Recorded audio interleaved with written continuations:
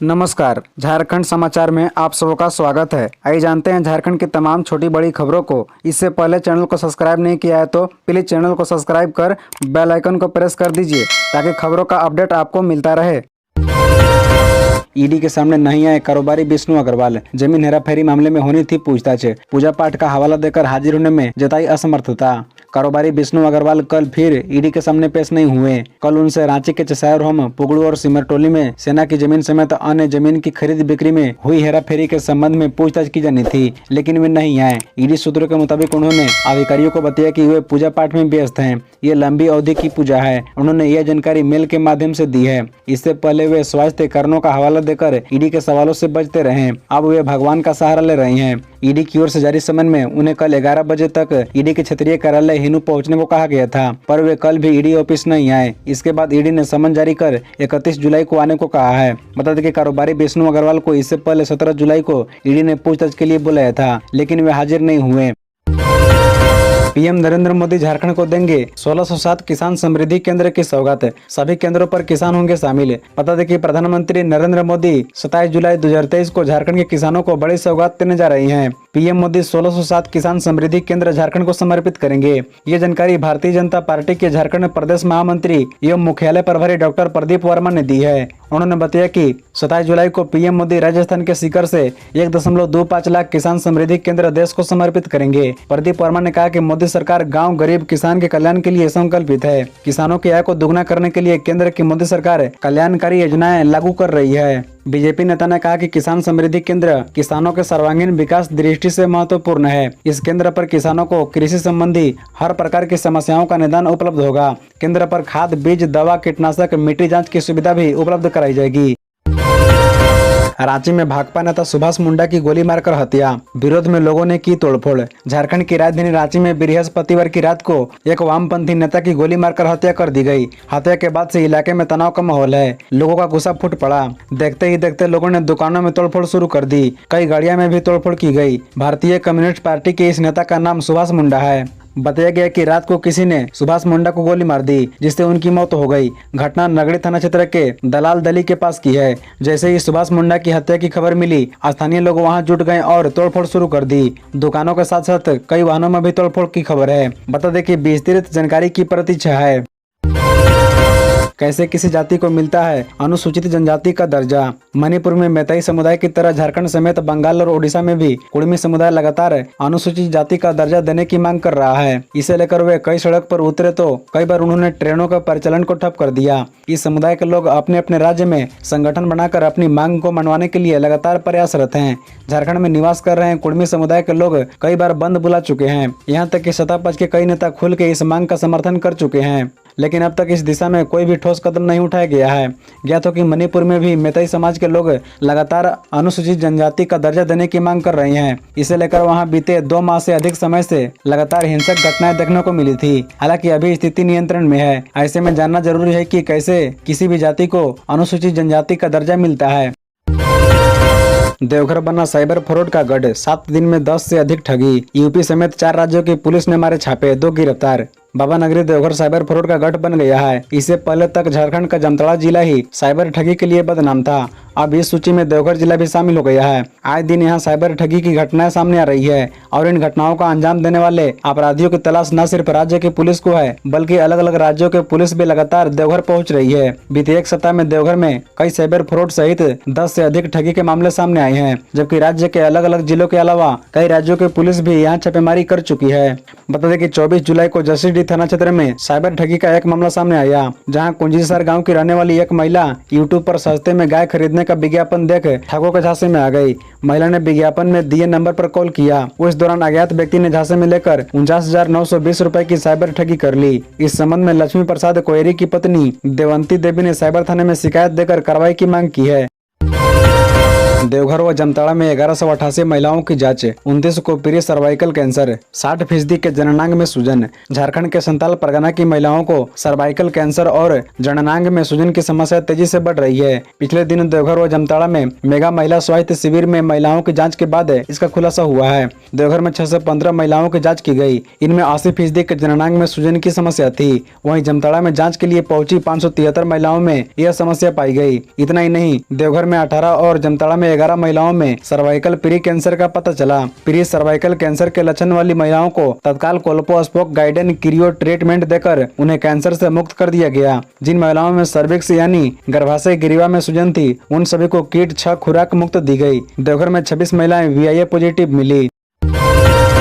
LED bulb निर्माण unit की स्थापना कर व्यापारी उद्यमी के रूप में खुद को स्थापित करने में जुटा है सुधन। बता दें कि मन में विश्वास व लगन हो तो कोई काम मुश्किल नहीं। ऐसे ही शख्स बिशुनपुर प्रखंड के हेल्ता गांव निवासी सुधन चिकबड़ाई है। सुधन ने LED बल्ब निर्माण यूनिट की स्थापना की है। इसे सुधन न खुद व्यापारी उद्यमी के रूप में अपने को स्थापित किया है, उसने खुद LED बल्ब बनाने के अलावा दूसरे युवकों को भी प्रशिक्षण दे रहा है, जिससे गाँव के बेरोजगार युवक LED बल्ब बनाने व मरम्मत के व्यवसाय से जुड़कर खुद के पैर पर खड़ा हो सके। बता दें कि बिशुनपुर का हेल्ता गांव एक समय में उग्रवाद प्रभावित था। इस क्षेत्र में नक्सलियों का आना जाना लगा रहता था। युवा वर्ग कब भटक जाएंगे यह चिंता माता पिता को सताती थी, परंतु उग्रवाद का बादल छटे तो अब सुधन जैसे उद्यमी सामने आने लगे हैं। 413 आंदोलनकारी चिन्हित, सबसे ज्यादा 132 बाबा नगरी देवघर से। झारखंड में 413 आंदोलनकारियों को चिन्हित कर लिया गया है। मुख्यमंत्री ने इन आंदोलनकारियों को चिन्हित करने के प्रस्ताव को स्वीकृति दे दी है। चिन्हित सभी आंदोलनकारियों को अनुमान्यता के आधार पर झारखंड आंदोलनकारी के रूप में अधिसूचित किया गया है। मुख्यमंत्री के निर्देश पर आंदोलनकारियों को चिन्हित करने की प्रक्रिया गृह कारा एवं आपदा प्रबंधन विभाग द्वारा जारी है। आने वाले दिनों में अन्य पात्र आंदोलनकारियों को भी चिन्हित किया जाएगा।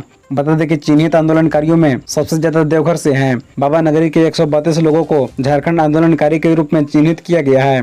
बता दें कि सरकार गठन के बाद से ही मुख्यमंत्री आंदोलनकारियों के संघर्ष के सम्मान देने के प्रति संजीदा रहे हैं। यही वजह है कि पूर्व मुख्यमंत्री ने आंदोलनकारी चिन्हितीकरण आयोग के पुनर्गठन, आंदोलनकारी अथवा उनके आश्रितों को मासिक पेंशन व अन्य सुविधाएं देने के निर्णय लिए। बोकारो में प्राचार्य व शिक्षक करते हैं छात्र छात्राओं से दुर्व्यवहार, अक्सर शराब पीकर स्कूल आते हैं टीचर। बोकारो जिले के पेटवार प्रखंड के अंगवाली हाई स्कूल में 2 दर्जन छात्र छात्राओं ने प्राचार्य व कुछ शिक्षकों पर दुर्व्यवहार करने का आरोप लगाया है। मंगलवार को ये छात्र पैदल 8 किलोमीटर चलकर ढोरी स्टाफ क्वार्टर स्थित बेरमो विधायक कुमार जयमंगल सिंह के आवास पर पहुंचे और उन्हें मामले से अवगत कराया। छात्राओं ने विधायक से कहा कि प्राचार्य व कुछ शिक्षक दुर्व्यवहार करते हैं, थोड़ी भी गलती होने पर गाली देते हैं, इसका विरोध करने पर स्कूल से निकालने की धमकी देते हैं। शिक्षक समय पर स्कूल नहीं आते हैं, कभी कभी शिक्षक शराब पीकर भी आते हैं और अभद्र भाषा का इस्तेमाल करते हैं। छात्रों का कहना था कि इसकी शिकायत मुखिया से की लेकिन कुछ नहीं हुआ, इसलिए यहाँ आना पड़ा। छात्राओं ने विद्यालय में विधायक से पेयजल व शौचालय की व्यवस्था कराने की मांग भी की। विधायक श्री सिंह ने जिला शिक्षा अधिकारी को फोन कर मामले से अवगत कराया और दोषी शिक्षक व प्राचार्य को निलंबित करने का निर्देश दिया। उन्होंने छात्र छात्राओं से कहा कि वह जल्द ही स्कूल का निरीक्षण करेंगे। कोर्ट ने लगाया अमीषा पटेल पर 500 रुपए का जुर्माना। चेक बाउंस मामले में कल हुई सुनवाई, अब 7 अगस्त को दी गई अगली तारीख। अभिनेत्री अमीषा पटेल पर रांची सिविल कोर्ट में चेक बाउंस मामले में सुनवाई हुई। सुनवाई के दौरान अमीषा पटेल पर 500 रुपए का जुर्माना लगाया गया है। प्रार्थी अजय कुमार सिंह की ओर से कोर्ट में गवाह अपनी कंपनी के मैनेजर टिंकू सिंह को पेश किया गया प्रस्तुत गवाह से अमीषा पटेल के वकील ने क्रॉस एग्जामिनेशन नहीं किया। अमीषा पटेल का वकील टाइम पिटीशन दे रहे थे, इसी वजह से कोर्ट ने जुर्माना लगाया है। सिविल कोर्ट में जुडिशियल मजिस्ट्रेट DN शुक्ला की कोर्ट में सुनवाई हुई। अब इस मामले में अगली सुनवाई 7 अगस्त को होगी। ध्यान रहे कि अमीषा पटेल पहले 2 बार कोर्ट में पेश हो चुकी है। 28 जुलाई से 4 अगस्त तक चलेगा मानसून सत्र को सुचारू रूप से चलाने पर हुआ विमर्श। सर्वदलीय बैठक में विपक्ष रहा दूर। झारखंड विधानसभा स्थित स्पीकर रूम में सर्वदलीय बैठक हुई। बैठक की अध्यक्षता विधानसभा अध्यक्ष रविंद्रनाथ महतो ने की। इस बैठक से विपक्ष दूर रहा। बैठक में मुख्यमंत्री हेमंत सोरेन शामिल हुए। बैठक में 28 जुलाई 2023 से शुरू होने वाले मानसून सत्र में सदन की कार्यवाही को सुचारू संचालन पर विचार विमर्श किया गया। इस सर्वदलीय बैठक में संसदीय कार्य मंत्री आलमगीर आलम, श्रम मंत्री सत्यानंद भोक्ता, विधायक सरजू राय, कमलेश सिंह, आजसू विधायक लंबोदर महतो, अमित यादव सहित अन्य उपस्थित थे। बता दें कि 28 जुलाई से शुरू होने वाले मानसून सत्र में कई विधेयकों को सरकार फिर से ला सकती है। सूत्र के माने तो जिन विधेयकों पर राजभवन ने जिस तरह की आपत्ति के साथ सरकार को वापस किया था, उन आपत्तियों को दूर कर लिया गया है। बताया जा रहा है कि मॉब लिंचिंग विधेयक इन विधेयकों में अहम विधेयक है। इसके अतिरिक्त ओबीसी आरक्षण बिल 1932 के खतियान आधारित स्थानीय विधेयक, जैन विश्वविद्यालय विधेयक शामिल है। 7 आईपीएस अधिकारियों का हुआ तबादला। होम डिपार्टमेंट ने जारी किया नोटिफिकेशन। 3 नवनियुक्त अफसरों को मिली जिम्मेदारी। राज्य के 7 आईपीएस अधिकारियों का तबादला हुआ है। होम डिपार्टमेंट ने इसका नोटिफिकेशन भी जारी कर दिया है। डिपार्टमेंट की ओर से जारी सूची में 3 नवनियुक्त आईपीएस अधिकारी हैं जिन्हें पोस्टिंग दी गई है। इसके अतिरिक्त 4 आईपीएस का स्थानांतरण हुआ है। स्थानांतरण हुए अधिकारी 2010, 2011 और 2017 बैच के हैं। बता दें कि रांची के ग्रामीण एसपी नौशाद आलम अंसारी को साहिबगंज का एसपी बनाया गया है। जैप 3 के कमांडेंट प्रियदर्शी आलोक को गोविंदपुर धनबाद से स्थानांतरित करते हुए बोकारो का एसपी बनाया गया है। झारखंड जगुआर के एसपी अजित पीटर डुंगडुंग को देवघर का एसपी बनाया गया है। धनबाद ग्रामीण एसपी रिश्मा रमेशन को पलामू का एसपी बनाया गया है। अब शादी में बैंड बजाएगी झारखंड पुलिस। जैप 10 की महिला बैंड शादी की इस सीजन बुकिंग के लिए तैयार, लेंगे 10 या 20 हजार रुपए। शादियों के लिए इस सीजन में झारखंड पुलिस ने अनूठा पहल किया है। स्कूल, कॉलेजों और सरकारी कार्यक्रम में बजने वाला झारखंड पुलिस का बैंड अब शादियों और दूसरे फंक्शन में भी उपलब्ध होगा। इसे लेकर विज्ञापन जारी कर दिया गया है। शादियों के लिए उपलब्ध होने वाला बैंड है जैप की 10 महिला बैंड। हालांकि ऐसा नहीं है कि यह पहली बार हो रहा है। जैप 10 की ओर से पहले से यह बैंड उपलब्ध कराया जाता है। जैप 10 की ओर से जारी विज्ञापन में बताया गया है कि आम आदमी के लिए पूरी और आधी बैंड का विकल्प है। शादियों के लिए बुकिंग जारी है। बता दें कि जारी विज्ञापन के अनुसार शादी और दूसरे कार्यक्रम के लिए इच्छुक व्यक्ति आधी या पूरी बैंड का विकल्प चुन सकता है। पूरी बैंड में लगभग 34 लोगों की टीम होती है, वहीं आधी बैंड में 16 से 18 लोगों की टीम होती है। पूरी बैंड के लिए 20 हजार रुपए देने होंगे, वहीं आधी बैंड के लिए 10 हजार रुपए लगेंगे। वहीं बैंड के आने जाने के लिए खर्चा बुकिंग करने वाले व्यक्ति को चुकाना होगा। झारखंड में फिर सूखे की आहट। बारिश के इंतजार में सूख रहे हैं बिचड़े। सुखाड़ से निपटने के लिए कितनी तैयार है हेमंत सरकार। बता दें कि झारखंड एक बार फिर सूखे की कगार पर खड़ा है। अगर मानसून ने इस बार भी साथ नहीं दिया तो किसानों के लिए संकट और बढ़ेगा। बारिश अब तक 436 मिलीमीटर से ज्यादा होनी चाहिए थी। अब तक राज्य में करीब 236 मिलीमीटर के आसपास बारिश हुई है। राज्य में कई जिले ऐसे हैं जहाँ अब तक रोपा नहीं हुआ है। जिन जिलों में अब तक रोपा नहीं हुआ है उनमें खूंटी, गढ़वा, पलामू, लातेहार, सरायकेला, हजारीबाग, रामगढ़, चतरा, कोडरमा, गिरिडीह, धनबाद, बोकारो सहित कई जगह शामिल है। किसानों के खेत में अब तक पानी नहीं पहुंचा है। झारखंड में मानसून का अंदाजा इसी से लगाया जा सकता है कि राज्य के 13 जिले में अब तक रोपा नहीं हुआ है। किसान खेतों में पानी का इंतजार कर रहे हैं। खेत सूखे हुए हैं। बता दें कि मुख्यमंत्री ने कहा है कि इस मुद्दे पर गंभीरता से बात हुई है। किसानों के लिए हम क्या बेहतर कर सकते हैं, इस पर हमने चर्चा की है। झारखंड में भी पबजी वाला प्यार। 2 बच्चों की मां को धनबाद के युवक से हुआ प्यार, पति को छोड़ हुई फरार। मोबाइल पर पबजी गेम खेलने के चक्कर में धनबाद के रहने वाले काशीनाथ चौबे का संपर्क आसनसोल में रहने वाली विवाहिता महिला से हो गया। मोबाइल में पबजी गेम खेलते खेलते दोनों के बीच रिश्ता मजबूत हो गया। धनबाद के डिगवाडी न्यू कॉलोनी के रहने वाले काशी से धनबाद के आसनसोल की रहने वाली एक महिला को प्यार हो गया। सोमवार की देर रात महिला युवक के घर पहुंच गई। महिला पहले से शादीशुदा है, उसके 2 बच्चे हैं। स्थानीय युवकों ने बताया कि दोनों के बीच रिश्ता मोबाइल में पबजी गेम की वजह से हुआ। इन दोनों का रिश्ता नया नहीं है। महीनों पहले भी महिला अपने पति को छोड़कर यहाँ पहुंच गई थी। सरयू राय को बड़ी राहत। आहार पत्रिका प्रकाशन में वित्तीय गड़बड़ी की जांच के लिए दायर पीएलआई हाईकोर्ट में खारिज। झारखंड हाईकोर्ट ने रघुवर दास सरकार में खाद्य आपूर्ति मंत्री रहे रघुवर दास के खिलाफ आहार पत्रिका प्रकाशन व वित्तीय गड़बड़ी की जांच की मांग पर दायर पीआईएल मंगलवार को खारिज कर दी। टेलको गलवा बस्ती निवासी विनय सिंह ने 1 अक्टूबर 2021 को पीआईएल दायर की थी। हाईकोर्ट के चीफ जस्टिस संजय कुमार मिश्र की अदालत ने याचिकाकर्ता को केस में दर्ज कराने के लिए उचित फोरम के पास जाने का निर्देश दिया है। जनहित याचिका में विनय कुमार सिंह ने कहा कि खाद्य आपूर्ति मंत्री रहते हुए सरयू राय ने लगभग 10 करोड़ का वित्तीय अनियमितता की है। बिना टेंडर के ही विभागीय पत्रिका आहार के प्रकाशन का जिम्मा झारखंड प्रिंटर्स को दे दिया गया। पूर्व मंत्री ने अपने निजी सहायक आनंद कुमार को इस पत्रिका का कार्यकारी संपादक नियुक्त किया था। आनंद कुमार से टेलीफोनिक बातचीत के आधार पर झारखंड प्रिंटर्स को हर माह पत्रिका की 2,61,793 कॉपी छापने का ऑर्डर दिया गया था।